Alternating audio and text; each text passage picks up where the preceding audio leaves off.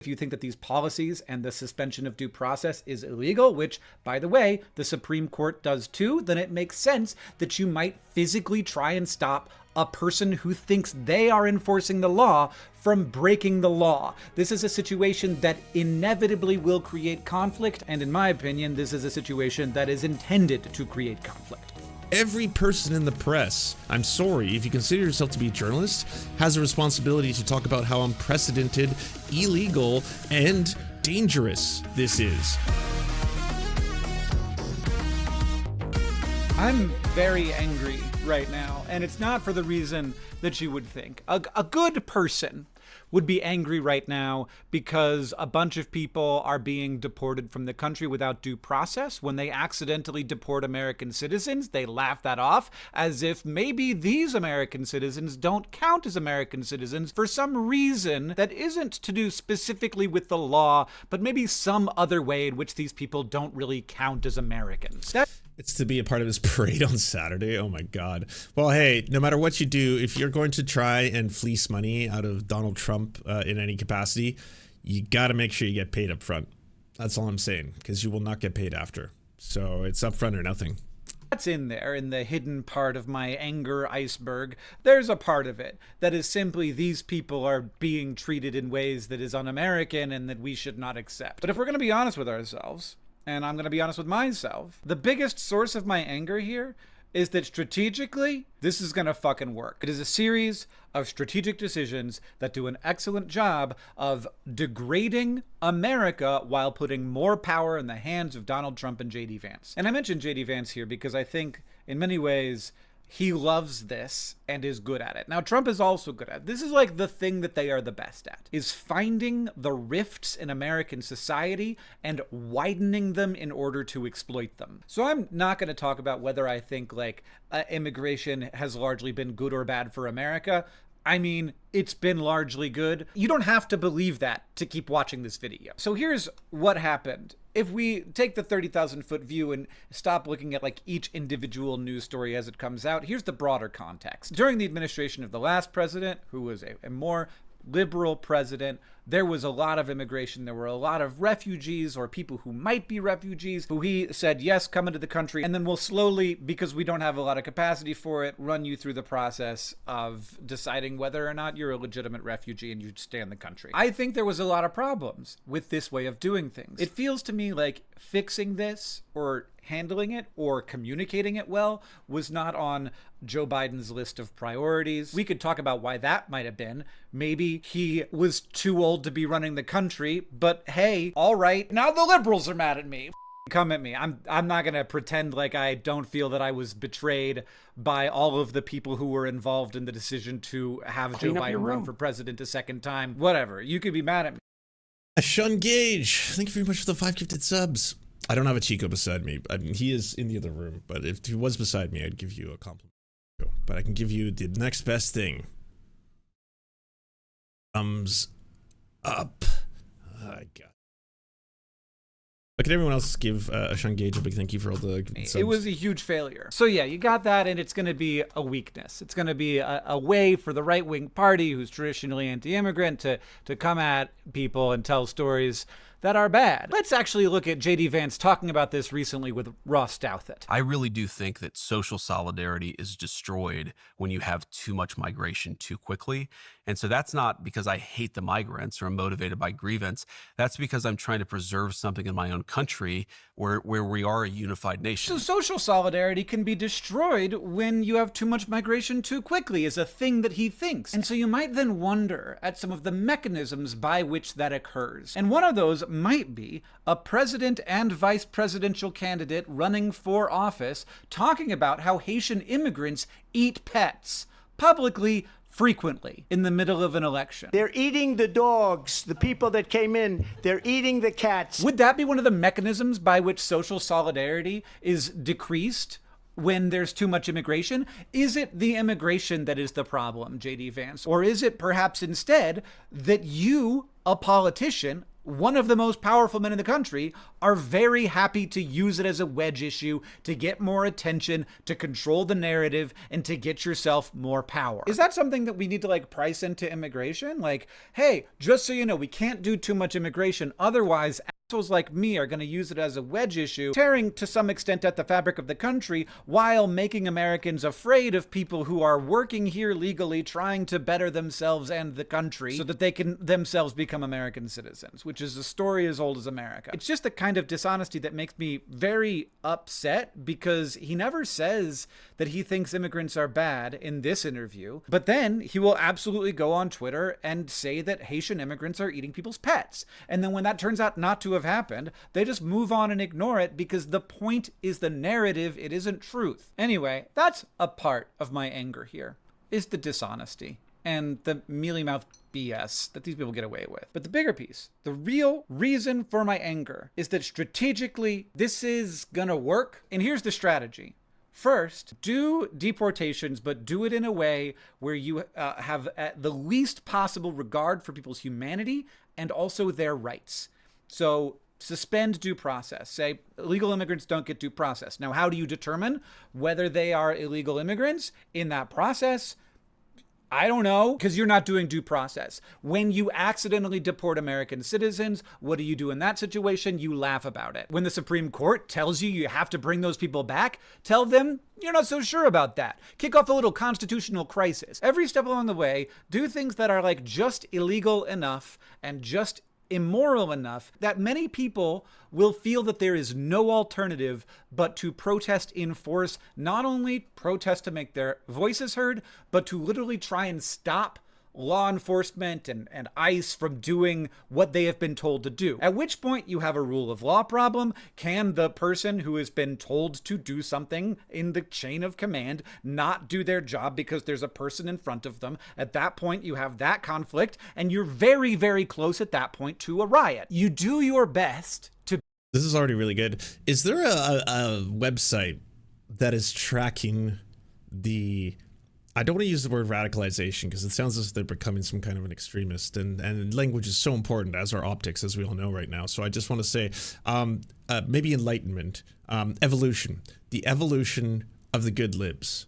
Everyone from Hassan Minhaj to Legal Eagle to Hank Green, and with like actual scientifically verifiable monitors and scales showing that like they are now like 30%, 40% evolved, and then soon they will become the ultimate lefties. Just so you can get a feel, right? Because I feel certain people are at different points. I'm getting videos out of like Legal Eagle that I never thought Legal Eagle would ever have to make, and you're seeing videos like this by Hank, and it really feels like they're just like a couple more dots to connect the map, and then all of a sudden it'll click. The wonderful feeling when you finally start to understand how interconnected everything is, and it explains so much more than just sitting there and being like, why is Chuck Schumer getting angry about not going to war with Iran when does he want more? Why is Chuck Schumer voting for Trump's bill and saying this is not our fight, but we will win? It doesn't make sense. Why is Schumer saying that we need answers? It just seems like he's close to 3 decades behind the moment on this one. Like, it just like when things are getting this extreme and radicalized and dangerous, by the way, because like the reason people, especially leftists, try to warn people about the manifestations of fascism is because if you actually end up getting to that point, well, then there's not really anything that can turn back the clock outside of full-blown and full-scale wars, at least historically so far. We haven't seen, a full-scale fascist dictator suddenly decide that, this is not for me, and I'm going to return all the power to the people now, or something to that effect. So I'd just like to know where they're all at. Just thought via the numbers would be nice to see, because it would be a beautiful thing, right? If all of a sudden you're seeing like Hassan Minhaj, do some video about how I know I was kind of flirting with labels, but at this point, like I'm just gonna have to say it. I'm a socialist, and I'm coming out there to support any really far left candidate who's willing to actually battle these monsters. Be as immoral and illegal about it as possible to make it so that many people... Mr. B's communist plot? No. You realize where the future is headed. Like, one of the last elections in our lifetime is going to be for the Republicans Mr. Beast, and for the Democrats, MatPat. That's actually the future of society. I'm sorry to have to be the one to tell you all this, but like MatPat just entered politics. Mr. Beast is going more right wing and is going to be joining up with the Republicans. It's going to be just a bloody nonsensical skibbity toilet of an election, and that's genuinely where the future lies. And you know, people think I'm making a joke or doing a bit right now. You can take this clip and use it for some future election, and then you'll see it'll be Mr. Beast versus MatPat. That's not a theory. It's not a political theory. Believe that the right thing to do is to stop an ICE agent from doing what they have been told to do. So you have two people who feel that it is their obligation to do opposite things in a physical space. And so I think MatPat is happily out of the limelight. He was in front of the halls of Congress yesterday announcing that he's entering politics specifically to be able to speak up about some of the threats that are coming and concerning YouTubers specifically and content creators on the internet whose livelihood is the first in line to be threatened by things like AI systems. And I don't think it sounds bad, by the way. I think he sounds, again, very corporate Democrat. So you can probably see that if he starts to have success in that lane one day, who knows? You have actual conflict and that erupt in violence. Now, people will say they could just do it non-violently, just put on suits and march through the streets. But if you think that these policies and the suspension of due process is illegal, which, by the way, the Supreme Court does too, then it makes sense that you might physically try and stop a person who thinks they are enforcing the law from breaking the law. This is a situation that inevitably will create conflict, and in my opinion, this is a situation that is intended to create conflict. But here's what we... And two things. Why the fuck is Hank Green better on this topic than fucking Anna Kasparian and Jank? Jesus Christ. Every person with the platform, you have a sincere responsibility on how you report on things. It is crucial at this moment for people who are looking towards independent media to be able to not give them AI slop, ChatGPT generated AI image fucking focused bullshit. And the mainstream media is lost, all right? They have clearly established that they are willing to follow money no matter what. Corporations always was the case. I wasn't telling people that to be like, haha, I'm the one true leftist. I know more than you. I've always been saying that, like, the second that it is not within their best financial interest, the calculation made is a very simple dollars and cents thing. They are going to drop queer people so fast. What happened this year? How is this pride different than every other pride? Well, you can just look to people like Asmongold to point that out for you. My God, every single company is not doing rainbow logos. They're not all doing the pride pledges. They're not all talking about how they really value their LGBTQ plus employees. Oh, look, they're all getting rid of DEI, aka the code word for people who want to go after black people. All of a sudden, they're not going to be talking about black rights. They're not going to be talking about Juneteenth. They're not going to be like, all of this stuff just evaporates because they've made that calculated decision. It's not in our best financial interest this year to really make a big, proclamation towards this one specific group. It's in our better financial interest to just stay silent. Hopefully that won't piss off that other group too much, and then the people who are getting really loud and Nazi-like will still buy our shit. That's what we care about. We don't care about the fact that they're Nazis. We care about their wallets. We care about their purchasing power. We care that they're going to enter the stores and keep buying our stuff. That's all that fucking matters. And when it comes to these protests, there's a reason the media has been showing you non-stop footage of those burning Waymo cars from fucking how many days ago, or the one graffiti on the thing, or the cops under the overpass who got rocks thrown at their cars. Things like that are just put on repeat.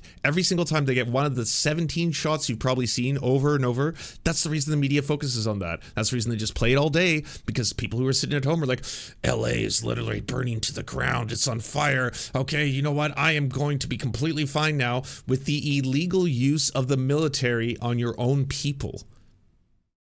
Every person in the press, I'm sorry, if you consider yourself to be a journalist, has a responsibility to talk about how unprecedented, illegal, and dangerous this is. To be sending in thousands and thousands of military personnel into the streets to be able to try and help the police that are already beating the fuck out of people. LAPD, that's the reason that the only like real, fight that is going on between a Karen Bass and a Gavin Newsom and Donald Trump right now is it's our right. We get the right to crack the skulls. Don't come in here and show us how to crack the skulls. You don't get to be here. These are our skulls to crack. That's their basic position. But it doesn't matter. That line has been crossed and no consequences really happened to Donald Trump outside of the valiant people who are taking a stance, such as people protesting ICE and trying to defend their communities from the Gestapo.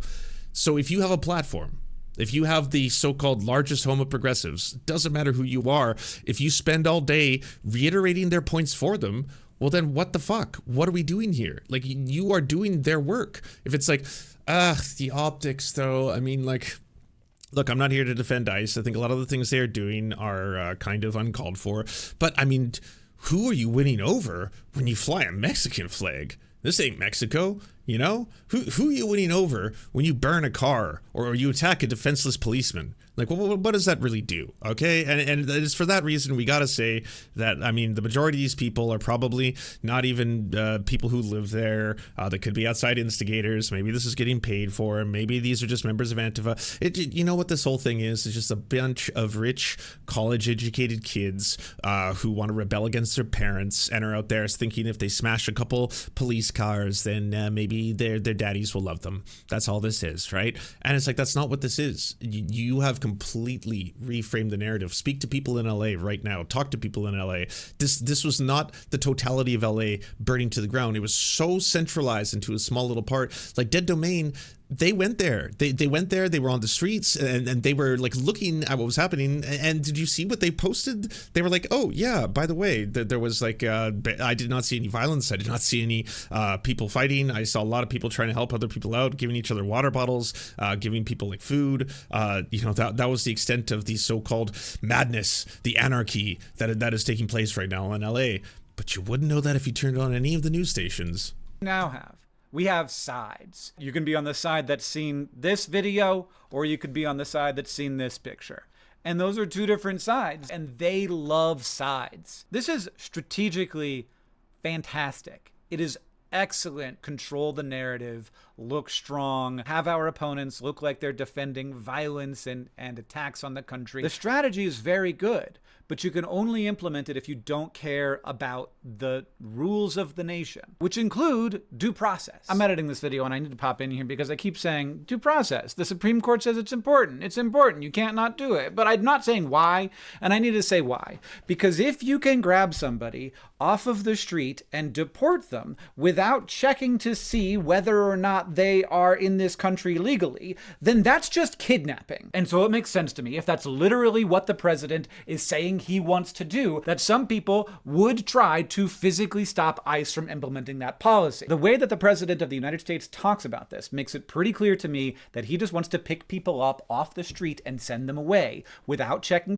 Like, if you don't know, by the way, if this is your first time seeing Hank Green is a noble, good nerd. That's what he is. He is a liberal, yes, to a fault, but he is absolutely not a hardcore political content producer. And again, he was capable of recognizing that faster than I've seen so many of the so-called fucking TYT branded progressives deal with this issue. Because it's like, yes, that is it. That is why people are upset. That is why people are fighting back. That is why people are standing up to it. It is fucking kidnapping.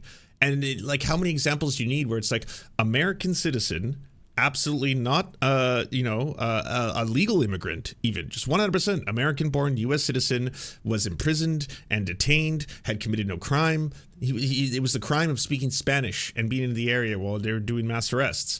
It's like, well, yeah, because they are arresting people without due process, which means they are just taking people and throwing them into fucking dungeons. And if that is the case, then yes, the people who are enacting chaos and violence and terrorism is the Trump administration. That is the reality of what is happening on the ground. And to everyone else trying to distract you by telling you consistently, yeah, but the optics, come on, some of those people, I mean, I don't know if you saw, but like they released some of the names of the people who had been arrested. Apparently 9 of those people were really bad dudes of the 50. So, I mean, you know, I don't know what that says. I'm not really big on math, what were averages, how much of the percentage of the people, and why they would only release information on 9 of them. I mean, it kind of does really seem like 41 of them may have just been arrested completely innocently. But I mean, for those 9, that, you know, we can't say that they were innocent.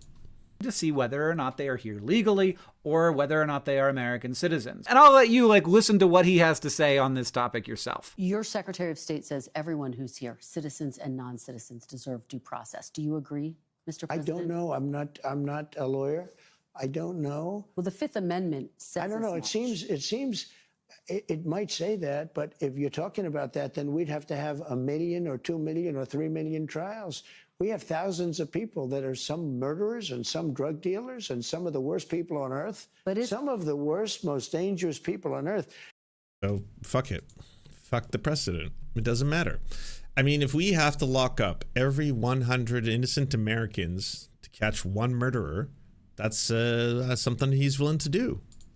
And I was elected to get him the hell out of here, and the courts are holding me from doing it. I'm a little sick of being like, what's the Constitution say? And not, why does the Constitution say what it says? So I think it's important to say, if you don't have to have a process by which you deport someone, you can deport anyone. And that's not deportation. It's a blank check for doing whatever you want to anyone in this country. It's the kind of thing that if it were being suggested by a Democrat would be seen immediately for what a lot of people are afraid it is in this case, which is just a way to attack anyone you don't like in such an extreme manner that many people will simply stop criticizing this administration at all. I just think we need to take a step back and remember why we have laws in this country. It's not because somebody wrote it down. It's because they were good ideas. It is a good idea to not let the government punish someone without checking to see whether they did a crime first. And yet they seem to be trying to build this case that the courts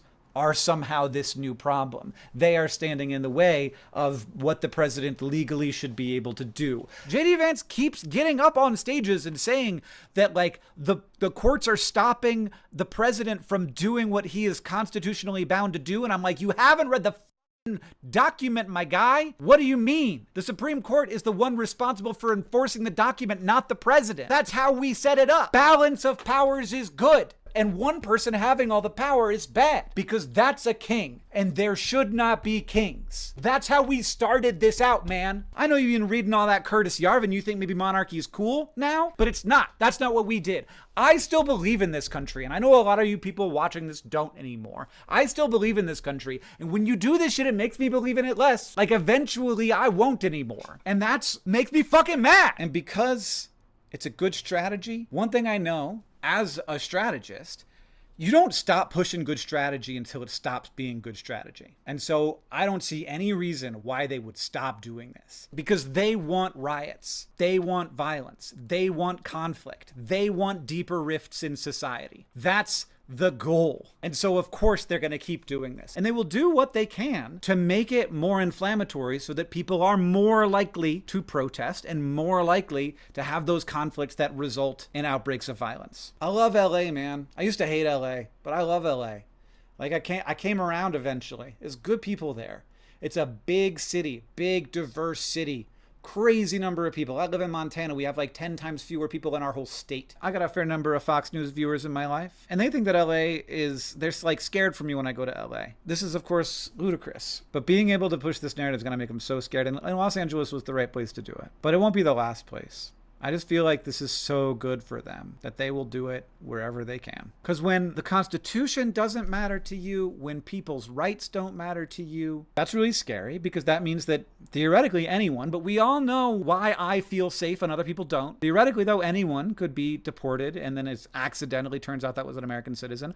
I'm not worried about that. Why? Let's ask ourselves why. We know why. I count as an American for some reason that you can articulate, whereas another American citizen might feel like less of an American to some people. If you don't care about that stuff, or that bit really went on for a long time. In case you didn't notice, could be one reason. I don't even have to say it, but just gonna, the other thing people really need to watch out for right now is the very effective strategy that is being done online, sometimes by malicious actors, but a lot of times it can start with a small spark that starts to grow organically on social media, where a lot of disenfranchised groups or marginalized people are being pitted against one another, because that is necessary for, again, this fascism to take hold.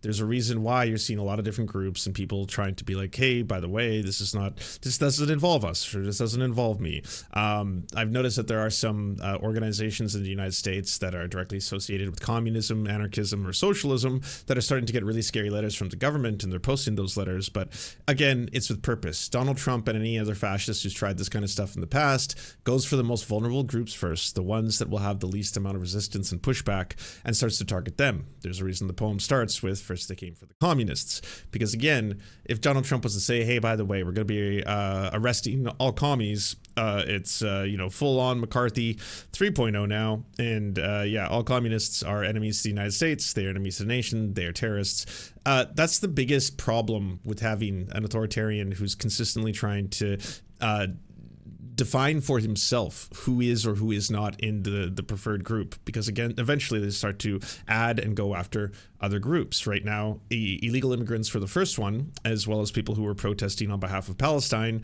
both groups easily targetable without a monstrously huge amount of resistance. If Donald Trump's first target was, say, Catholics, white Catholics specifically, he would have a much more difficult time than going after illegal immigrants or going after people who are supporting Palestine. That's going to be why those two targets are effectively chosen. And then you get to see how far you can get away with it as you continue to, again, throw away any respect for the other branches of government or law or courts or anything. And you keep on pushing as they are doing. The more you get away with and the more success you have, the more you continue to push up against the ability for the United States, population to effectively resist this kind of shit. The targeting of groups and putting them against other groups, you're seeing happening all over the internet right now. And in no small part, like I said, there are some people who are doing it with intent. There are some people who have been doing it with intent for a while. If you happen to be a media or news organization and you're putting out stories that are just basically vilifying or dehumanizing certain groups on a regular basis, if you're saying, hey, by the way, Venezuelans, a lot of them can be good people, but there are a lot of them who come over here who happen to be murderers and rapists. Here's what they look like. Hey, by the way, Muslims, I know that there are over 1 billion of them around the world, but there's a lot of people from Muslim majority countries who come over to America. They are dangerous. Here's what they look like. That serves but one purpose, is to continue to divide groups that otherwise might have aligned against a united anti-fascist movement in the States. Oh, and big fuck you to Andrew Callahan and Channel 5. I have no idea why Channel 5 is suddenly being shared by a lot of leftist accounts, or people are just acting as if Andrew Callahan wasn't credibly accused of rape by multiple women and nothing came of that. He just had some weird kind of like, I apologize to anyone I've hurt. I was drunk, or I was drinking. I'm going into rehab. And then he just came back and then went back to making shit. He's got one of the largest viral videos on the internet right now of one of the people who is protesting against ICE, and it's an Hispanic person using the N-word. Now, obviously, do not use the N-word. That's fucked. I think anyone in the right mind would condemn that, but that is now used almost like every time I see that video clip, it's being shared on the internet by people trying to be like, see, the anti-ICE protesters hate black people. I told you all. So this movement is actually an anti-black movement. And I was like, well, this is all being done obviously with the intent of course, getting marginalized communities to fight against marginalized communities. And then at that point, Andrew Callahan or whatever, whoever manages Channel 5's social media account started posting like, a lot of people seem to be upset with this clip that gone extremely viral, as if they want us to like censor our reporting. We will never censor our reporting and only give you the truth and blah, blah, blah, and all this other shit. Well, then, yeah, obviously you've realized what that clip is being used for and you don't give two fucks about this shit. So, Jesus. I think the majority report gave Andrew a pass. I don't think it's the majority report. I think it's that like a lot of people just genuinely don't know. I think because Andrew Callahan and Channel 5 happen to be such a massively huge YouTube channel that, the controversies around him was almost like a year and a half ago. And he did that, like, I'm going to go silent for 2 months and then I'm going to come back as if nothing happened. That now there's just a lot of people who are like, what is Channel 5? Oh, it's that all gas, no brakes. Oh, what was all gas, no brakes? Oh, shit. Yeah, fuck. What happened there?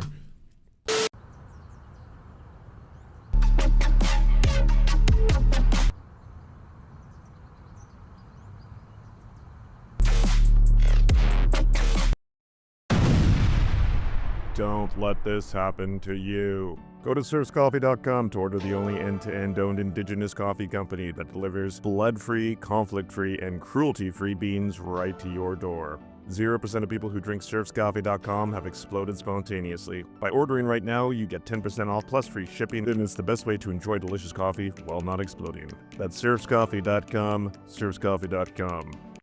Thank you so much for watching, everyone. This video wouldn't be at all possible without the financial support of all the people whose names you see on the screen right now. And if you want to unlock secret bonus episodes, content that we can't post anywhere else, or get the videos early before anyone else gets to see them, please go on to patreon.com/theserfs. For as little as $1, you can help support this channel and help make more videos like this possible. Our executive producers are Anna Loves Riley, Adrian McCarthy, Bobby Lasers, Cheryl Alvarez, Comrade Junkie, Doug Caddy, Everything Important, Garrett Sandoval, Hagbard Celine, Jimmy Sombrero, Multimondi, Omni, Political Papi, Preston Kroll, Quiet 185, Richard Boehm, Riley and Anna, Roller Dragon, Cernicus, Stellar Gwyn, Sebastian Demel, Tigwick, Trav, and Words Greenwood. And also, it wouldn't be possible without all the names you see on the screen right now. Again, if you want to help produce this content, it's only made possible through the funding of our patrons. Head on down to patreon.com/theserfs. That's patreon.com/theserfs.